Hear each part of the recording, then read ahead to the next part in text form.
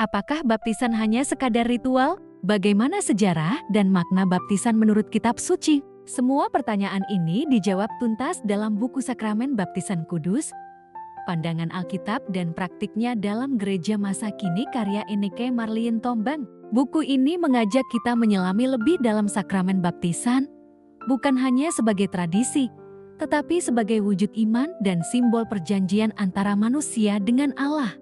Buku ini diawali dengan pengantar mengenai makna teologis baptisan dan asal-usulnya dalam sejarah iman Kristen. Penulis mengajak pembaca melihat baptisan sebagai kelanjutan dari tradisi perjanjian lama, diperkuat dengan ajaran Yesus Kristus dan para rasul. Dari sini, kita diajak memahami bahwa baptisan adalah panggilan iman, pengakuan dosa, dan tanda lahir baru dalam Kristus. Bab demi bab, buku ini membedah ritus dan tata cara baptisan, penerimaan kaum proselit, serta hubungan erat antara baptisan dan sunat dalam konteks perkembangan liturgis gereja. Tak hanya berhenti di teori, penulis juga mengulas pemikiran para tokoh gereja sebelum dan sesudah reformasi.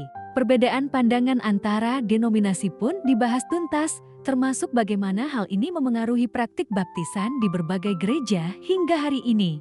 Berbagai isu klasik dan modern seperti kontroversi baptisan anak-anak versus dewasa, metode baptisan percik atau selam, serta isu baptis ulang juga dibahas dengan analisis mendalam dan bijak.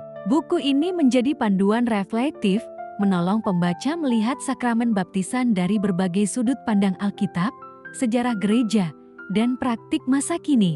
Menariknya lagi, buku ini tidak hanya fokus pada aspek liturgis, tetapi juga menggali dimensi sosial dan budaya baptisan. Penulis menjelaskan bagaimana sakramen ini menjadi bagian dari identitas agama di berbagai budaya, membentuk komunitas Kristen yang hidup dan bertumbuh bersama.